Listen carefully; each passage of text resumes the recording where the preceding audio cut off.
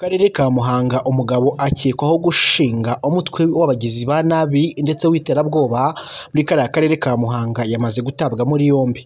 Ndagijimana Celestin ukekwaho ibyaha birimo gushinga no kuba mu mutwe w'abagizi ba nabi yafatiwe ku rukiko rw'ibanze rwa Muhanga agerageza gutoroka, nyuma aza guhangana na polisi imufata agiye kurira moto ngo abacike. Uyu mugabo witwa Ndagijimana Celestin ukekwaho ibyaha birimo gushinga umutwe w'iterabwoba w'abagizi ba nabi, aho biba abantu utwabo bagatema abantu bakabakubita bakabakomeretsa. Ubu ngubu akaba ari mu maboko ya polisi, akaba atakiri mu maboko yiwe.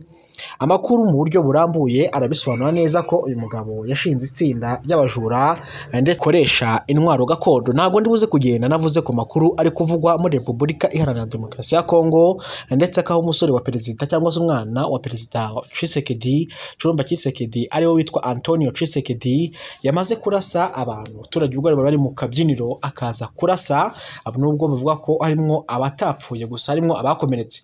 Uyu mwana wa Tshisekedi bivuga ko agira urugomo kubera ko nk'iyo bamaze guterekamwe agatama inzoga zisa nk'izimukontorora akagira umujinya udasanzwe. Nyuma yo kugira uburakari budasanzwe rero aza kwisanga yakoze amakosa akomeye cyane, arimo kurasa cyangwa se kuba yahohotera abandi bantu. Papa w'umubyara ari uyoboye Repubulika Iharanira Demokarasi ya Kongo uzayobora kugeza mu mwaka wa 2028 kugeza bongeye gutora undi perezida, avuga ko agiye kwikurikiranira iby'umuhungu we. Njye mugiye kubana hano nitwaye YouTube channel twa Kidasamura. Ndagijimana Celestin ukekwaho ibyaha birimo gushinga no kuba mu mutwe w'abagizi ba nabi yafatiwe ku rukiko rw'ibanze rwa Muhanga agerageza gutoroka, nyuma y'uko yari yaje kuburana ku byaha aregwa.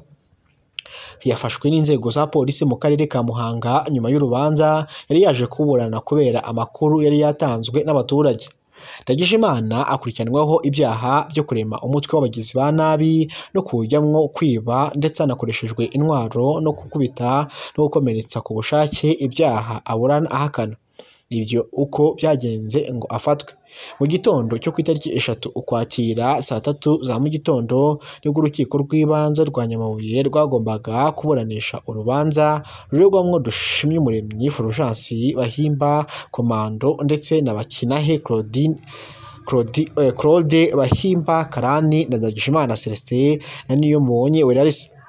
Ibyo bashinjwa ni ibyo kurema umutwe w'abagizi ba nabi, kujyamwo kwiba ndetse hakoreshejwe intwaro no gukubita no gukomeretsa ku bushake, ibyaha bakoze ndetse bigiye bitandukanye mu mirenge wa Nyarugenge, mu murenge wa Nyarusange, mu bice bya Mbogo, mu bice by'imbago zikorerwamwo kampani Emitara Mining y'ubucukuzi bw'amabuye y'agaciro. Raporo nyinshi z'inzego z'ibanze zakomeje gukora kuri ibyo byaha byatezaga umutekano muke ndetse zitunga agatoki Ndagijimana kuba ari we wahise wishe inyuma y'ibyo bitero byose, ariko akomeza kwihisha, ariko anako urugomo runakomeza.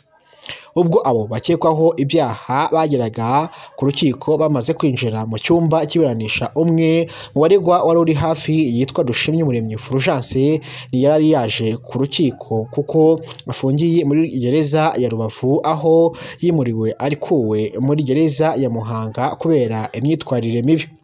Iburanishwa ryatangiye hifashishijwe ikoranabuhanga. Dushimyumuremyi Fulgence yari yaje ku rukiko kuko afungiye muri gereza ya Rubavu aho yimuriwe akuwe muri gereza ya Muhanga kubera imyitwarire mibi.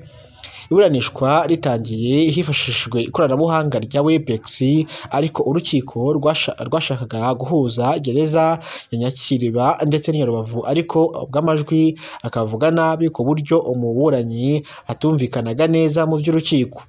Umuburanyi mu by'umwunganira mu mategeko basabye ko urubanza rusubikwa ndetse akazazanwa i Muhanga nk'uko amategeko abiteganya. Mu gihe umucamanza yari amaze gusoma imyirondoro yose y'abaregwa akanemera ko ari iyabo urukiko, ariko bose bagahakana ibyaha baregwa, urukiko rwafashe umwanzuro wo gusubika urubanza rukazasubukurwa ku itariki 15 Ukwakira 2025. Kubera ko Ndagijimana yari asanzwe yaratanzweho ashakishwa n'ubutabera ku byaha aregwa ariko akaba yari yatorotse inzego z'umutekano zamenye ko yaje kuburana maze ziryamira amajanja agisohoka mu rukiko ashatse kurira moto ziba zamucakiye ahita ajyanwa kuri sitasiyo ya polisi ubu ya Nyamabuye ubu niho afungiye.